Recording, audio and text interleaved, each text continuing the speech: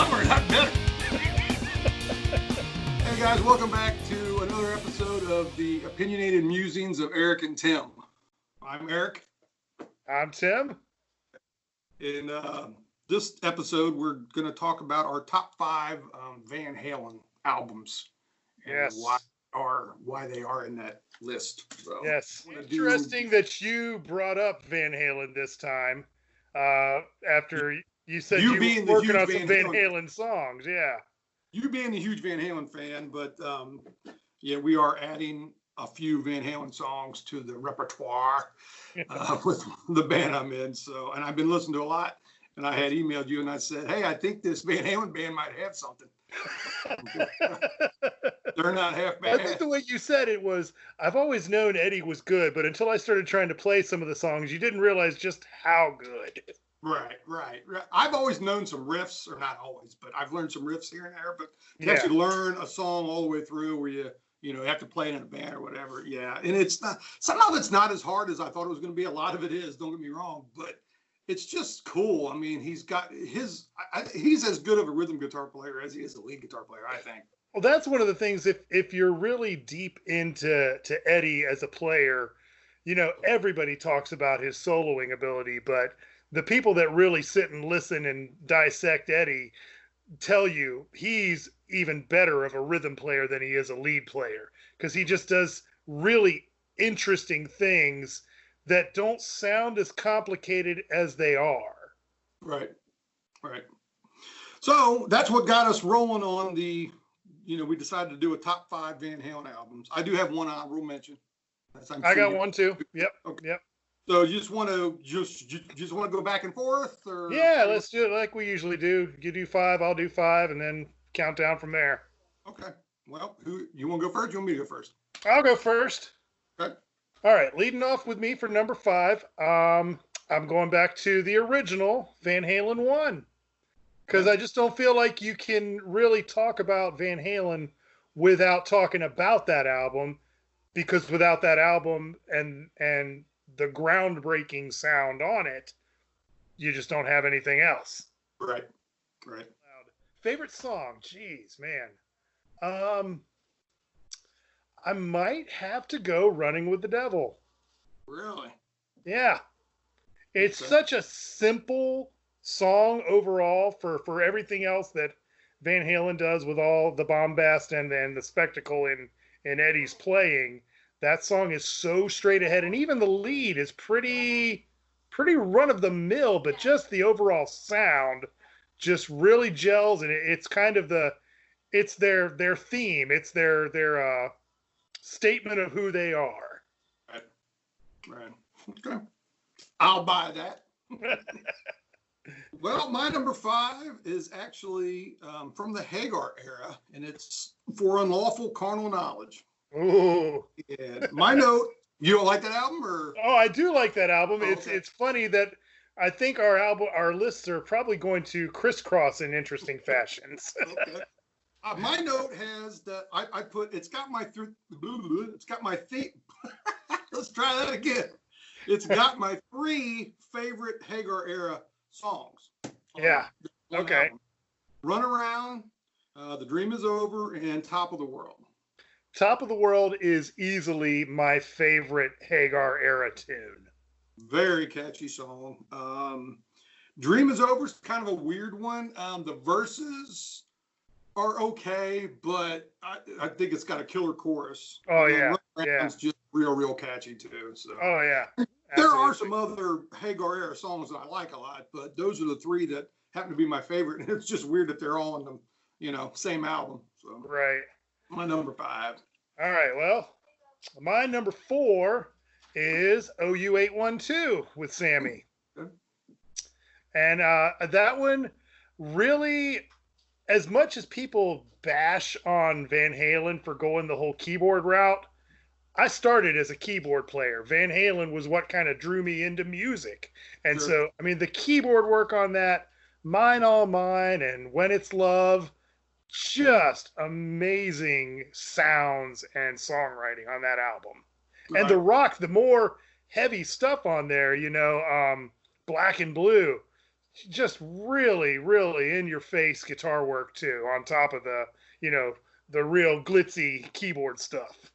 It's funny that that's on your top five because you know, you and I were talking, you know, off screen or whatever you want to call it, about how I've been listening a lot of Van Halen lately, and I actually downloaded like all their albums, and I had to go back and get OU812 because I completely forgot about it. Didn't even remember that was even an album. And then when I did go back and get it, I'm not a huge fan. There's not a ton on that album that I like, actually. So that's weird that on your top. Well, that is one of the areas where we do digress. But sure, I'll tell you what was really unexpected was when I did go see them when they reunited with Hagar in 04 and did the tour. They closed that tour. The finale of the show was When It's Love, which you wouldn't think as your big, you know, encore spectacle encore, you know, shake the roof off the place finale for a concert. But man, did it work. I mean, you get to the, you know, the na na na's at the end of the song, and the whole audience singing along with that really ended up being a much bigger song than you ever think of than when you're just, you know, listening to it on the radio. Right. Now, and did you say that was with Roth singing? No, that was Sammy. Oh, okay. When they did the reunion tour in 04. Okay. When they did the Best of Both Worlds, the compilation album, the double album. Okay. Right. Okay. Number 4 for me is Diver Down. Ooh. We'll go to that. Now, my note here says I could do without the goofy tracks, like, was it Happy Trails? I'm trying to think of the other. Big Bad Bill is actually, it's kind of cool. You gotta love Big Bad Bill. That's a great song. But the songs on that album that are good are great. Hang 'em High, Little Guitars. Little Guitars, yep. Little Guitars is one of my favorite Van Halen tracks. I've always wanted to learn that one. That's one I really think I need to break my guitar out and sit down and learn. It's one of those things I put off. I put off learning a lot of Van Halen myself stupidly. And I think I really need to revisit it and go back and actually learn the songs. I've always been such a fan, but I didn't want to just turn into an Eddie clone. So I was like, I'm not going to sit there and figure out these solos and learn this song note for note. I'm not going to do that. I'm not going to be that copycat guy. But I feel like I may have missed a lot of stuff that would have helped my own playing along the way. Me too, for sure. I mean, I'm just now really learning in depth some Van Halen stuff. And you know, did we ever do any Van Halen in any of the bands we were in? We played Like You Really Got Me and Ain't Talking About Love. What band did Ain't Talking About Love? We did Ain't Talking About Love in Sweet Cheetah also, but it was like right at the tail end. Like I think we had just barely learned it before that whole situation imploded. That's what broke us up, probably. That was it. That was the. Well, I don't even remember doing it. So, but yeah, Diver Down I think is a killer album. You know, Cathedral with the whole volume swell thing. You know, I would still like to do that as good as Eddie does for sure. Do you really know a lot about the history of that album? I don't know the history about a lot of Van Halen albums, to be honest with you. You talked about the silly, goofy songs, and you know that album really has a lot of that kind of off the wall, almost like filler tracks, and that's because originally the album was never supposed to be made. Oh, really? What's that? They had released Pretty Woman as a single just on its own, but it started climbing the charts. Eddie was wanting to really take a break, and he had just started building 5150, his studio at his house, and they wanted to take a break, and he wanted to really get into the studio and really do some songwriting, so they were going to take a while off, but they released the single just as a, hey, you know, we're still alive, and it started climbing, and Warner Brothers started screaming at them for an album, so they threw Diver Down together in like 2 or 3 weeks. All right, I think we're number 3 on number 3 for me. All right, I gotta go with the first Hagar album, 5150. Okay. I mean, that was really the make or break for Van Halen, because they had gotten so big with 1984 and Jump and Panama before that, and then you had the whole departure of David Lee Roth, which at that point people were really thinking, well, this is the death of Van Halen. Right.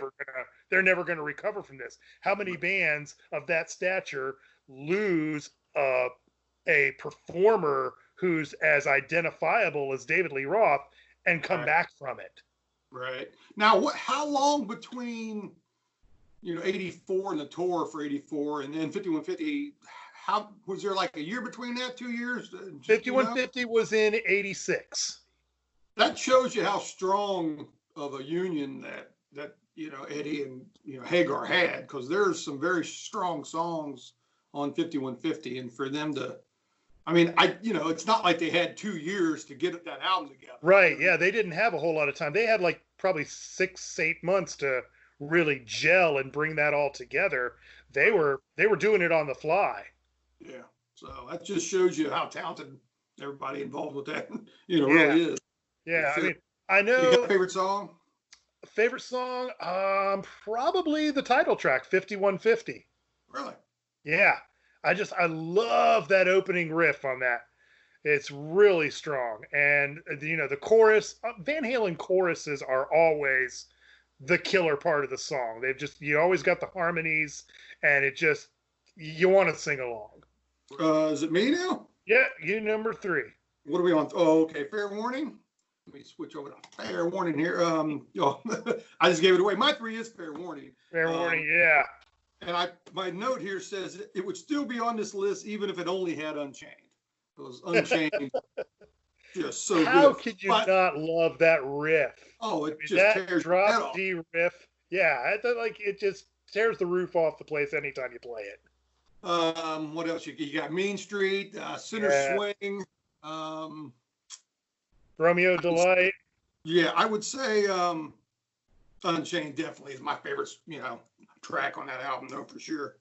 Definitely a great song. Great. I remember when I was younger not really liking that album that much, and I don't remember why. I don't know why, but listening to it, in recent years, obviously it's number 3 on my list. So I kind of feel like it's the cheap trick of Van Halen albums. It's really good, it's really strong, but it doesn't get name checked in the top albums as often as it probably should. Right. Number 2, one of your earlier picks for Unlawful Carnal Knowledge. I like that album a lot more than you did. When that album came out, it really was such a strong album, and really after OU812, when people were kind of thinking that maybe Van Halen was turning a little bit too light, holy crap, did they come back with that album to just kick you in the teeth. Yeah, that album's a lot heavier. Yeah, and that was also around the time when Eddie, he built, it wasn't originally called the Wolfgang, but he built the Wolfgang guitar. It was originally the Ernie Ball Music Man that was his signature model. But that was when he built that. He really started taking a lot more control of his sound, I think. And not that he didn't have control before, but, he had his own gear at that point. And the sound on that album is just amazing. Mm-hmm. Mm-hmm. My favorite Sammy Hagar era tune for Top of the World, which, my interesting tidbit, did you know that the intro, the riff on the intro of that song, you can hear Eddie playing that riff on the outro of Jump? No. Yes. Listen, really? Next time you're playing Jump, listen real close as they start to fade out, and you can hear that. There's some little riff that's very faint at the very end. It's the intro to what became Top of the World. That is so cool. I remember hearing that riff, but never, unless you, like, he mentioned it in an interview somewhere, and if you didn't know that, you'd probably never pick up on it. That's very cool, because there's quite a bit of time between those two tracks. Well, I'm assuming that's your favorite song on the album, right? Oh yeah, easily. That's my favorite song on that album too. Yeah. Number 2 here. Number 2 is actually Van Halen 2 for me. I think it's probably the best collection of solid tracks on any of their albums. I think me personally. There's a lot of real strong stuff on there that you're right, does tend to get overlooked sometimes. Really cool guitar, really cool vocals. I think it takes everything that was cool about the first album and keeps it going. Yeah. I think the songwriting's a little better. They definitely didn't fall into the new band trap of the sophomore album not being anywhere near as good as the first. Right, definitely, yeah. I would say, let me look at the list. Oh man, it'd be tough for me to pick a favorite song on this. Dance the Night Away, just because it's so fun to play. That's one of the songs we're doing. Yeah, I might have to go Women in Love. Yeah, Women in Love is great. Oh man, Light Up the Sky is good. How to Love Beautiful Again. Girls. All right, so my honorable mention for the list is Van Halen 3, the Sharon album, the much nowhere near my. Matter of fact, I didn't even download that one. Listened to it, and I was like, I don't need this. I downloaded. You have to help me with the songs. Is it Not Enough or? Not Enough is the one that Eddie sings. The single off the album was Without You.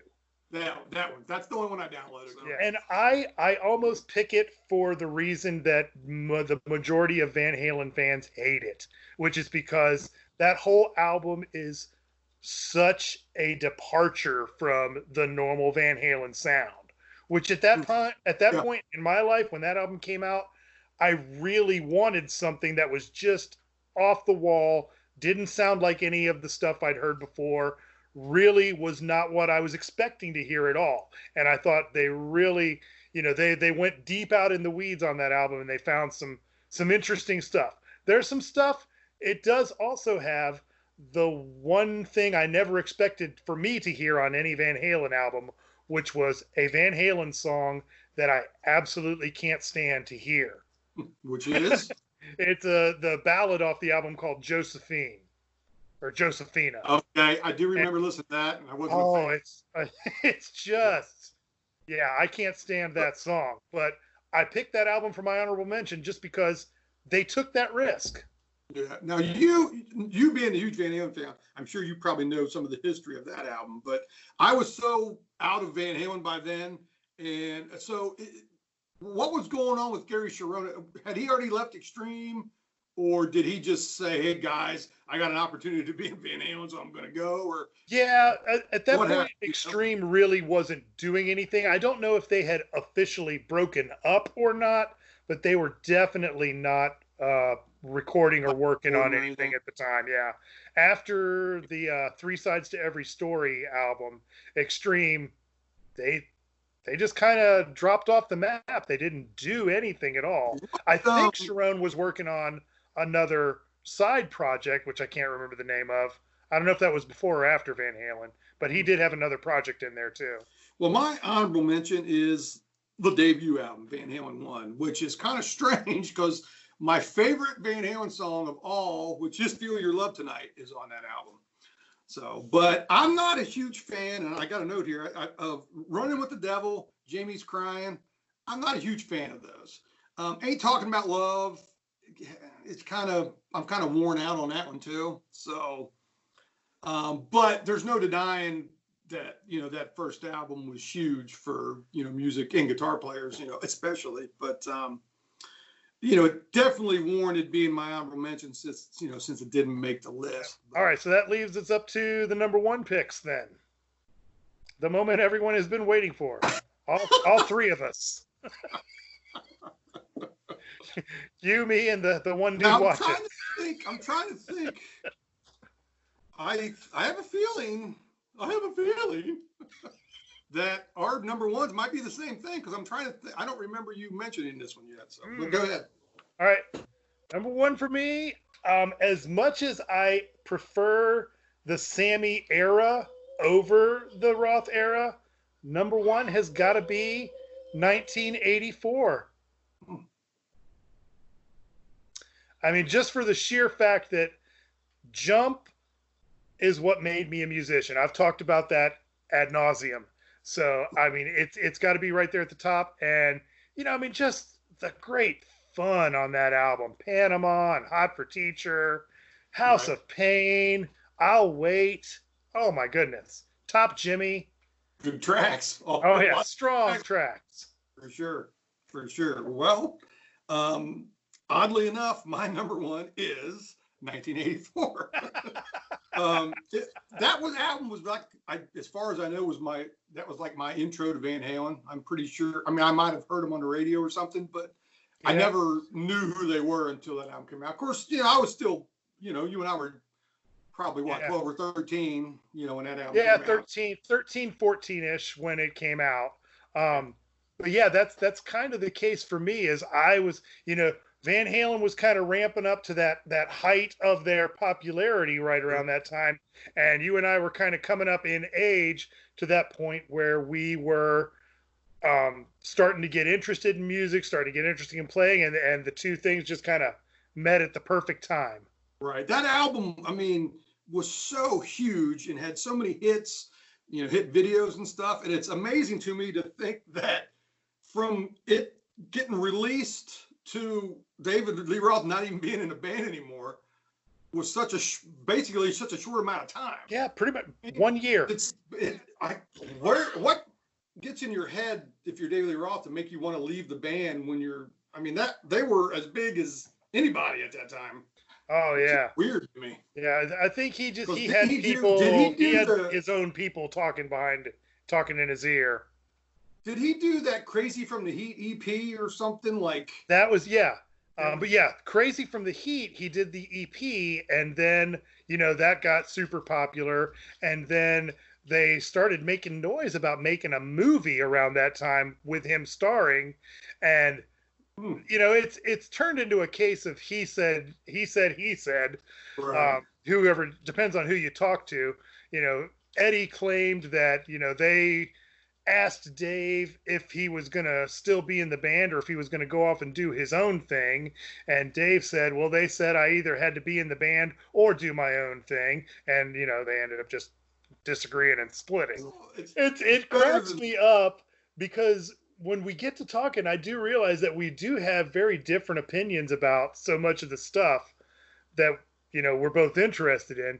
But then when we come time to do I do our lists and do our picks, we're like, oh man, this is going to be, you aren't even going to recognize anything I throw it on there. And like 50% of it is the same stuff. You know why? Because we both like good songs. So, I mean, we definitely have the similar taste in the song structure, those real hooky choruses, those deep, harmony vocals, and the strong guitar playing, and the really good melodic musicianship. Right. All right, well, I think that pretty well wraps up our top 5 lists of our favorite Van Halen albums. These aren't what we would call the greatest Van Halen albums according to your fans or your sales or charting hits, but just what Eric and I picked. Or even as guitar players. I mean, there are other albums that have, cooler guitar, you might want to say, harder to play guitar. I was just picking it mainly from, when I listen to Van Halen, what songs do I like to listen to? Right. Turned into this list. Just our picks. The opinions of two guys on the internet. That nobody ever agrees with. I do think it's interesting or cool that that 1984 was your number one and my number one. So, and it's I remember we met probably about that same time too. Yeah, that would have been freshman year of high school. Because I know we listened to 1984 a lot over at your house and stuff. So, and I'm sure that's kind of tying into it as well. Mm-hmm. So. I played that album so much that I wore out spots on the cassette that there were just audio dropouts in several of the songs because I just wore the tape out. Yeah. Oh, I definitely believe that. So guys, thanks for watching this video and checking us out on another top 5 list here. I'm sure we'll have more coming for you as soon as possible. See you, everyone.